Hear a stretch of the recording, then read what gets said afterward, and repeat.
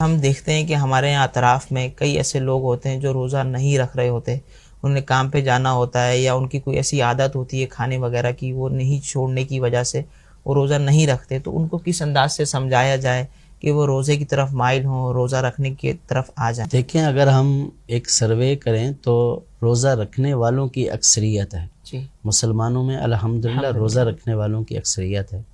اور جو روزہ رکھتے ہیں اس کا مطلب یہ نہیں ہے کہ وہ کام نہیں کرتے ہیں، یا اس کا یہ مطلب نہیں ہے کہ ان کو بھوک نہیں لگتی ہے۔ تو لوگ کام بھی کرتے ہیں، ان کو بھوک بھی لگتی ہے، لیکن جو رکھنے والے ہیں ان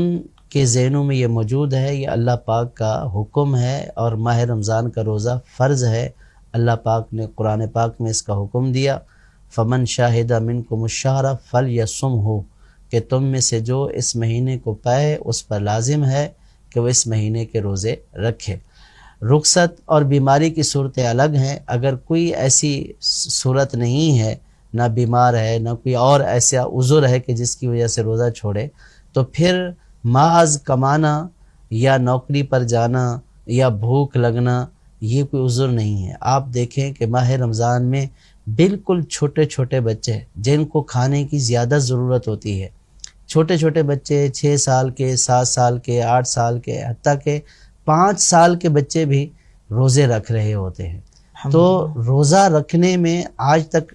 میں نے تو نہیں سنا کہ کوئی مر گیا ہو بھوک کی وجہ سے، اس نے روزہ رکھا اور بھوک کی وجہ سے مر گیا ہو، ایسا نہیں ہے۔ جب 5 سال کا بچہ جس کو غذا کی زیادہ ضرورت ہے اور اس کی ایکٹیویٹی بھی زیادہ ہوتی ہے عام فرد کے مقابلے میں، دوڑتا ہے، بھاگتا ہے گھر میں، تو جب وہ روزہ رکھ لیتا ہے تو اب اگر کوئی بالغ شخص، صحت مند، تندرست آدمی یہ عذر کرے کہ میں کھائے بغیر نہیں رہ سکتا ہوں، تو یہ بظاہر سمجھ میں آنے والی بات نہیں ہے۔ تو لہٰذا جو اس طرح روزہ نہ رکھے، اس کو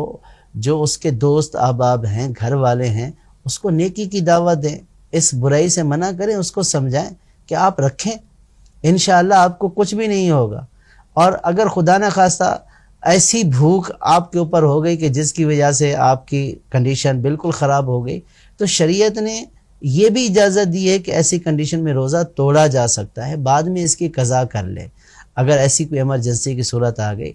تو کچھ بھی نہیں ہوگا، بس یہ صرف محض نفس کا بہانہ ہے کہ میں یہ نہیں کر سکتا ہوں، ورنہ یہ ایسی چیز نہیں ہے کہ جس سے جو ہے وہ جس کو مجبوری سمجھا جائے، بالخصوص بالغ صحت مند فرد کے لیے، کہ وہ روزہ ایسے ہی بغیر کسی وجہ کے کہتا ہے کہ میں نہیں رکھ سکتا ہوں، تو یہ کوئی عذر نہیں ہے۔ اللہ پاک ہمیں جو ہے وہ روزہ رکھنے کی توفیق عطا فرمائے۔ جو ماہ رمضان کا ادب نہیں کرتا، ماہ رمضان کے روزے چھوڑ دیتا ہے، نبی کریم صلی اللہ تعالیٰ علیہ وسلم نے ان کا بہت برا انجام بیان فرمایا ہے۔ نبی کریم صلی اللہ تعالیٰ علیہ وسلم نے فرمایا کہ میں نے خواب میں یہ ملاحظہ کیا، کچھ لوگوں کو ان کے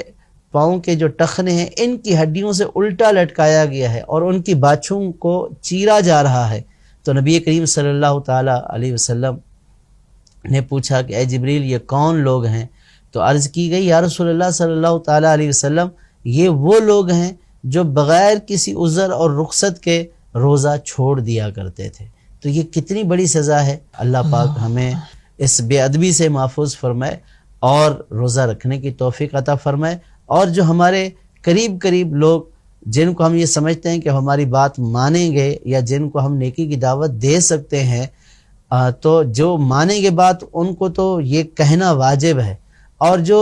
جن کا نہیں پتہ کہ مانیں گے نہیں مانیں گے لیکن پھر بھی ہمیں پتہ ہے روزہ نہیں رکھتا، ان کو ہم نیکی کی دعوت تو دیں۔ وہ برا کام کر رہے ہیں، اس برائی سے روکیں۔ تو برائی سے روکنا اور نیکی کی دعوت کا حکم دینا یہ بھی ہمارے اوپر لازم ہے۔ ہمارا کام ہے اللہ پاک کا حکم پہنچا دینا۔ اب اگر اس کے باوجود بھی وہ نہیں رکھتا تو اس کا وبال پھر اس کے اوپر ہوگا۔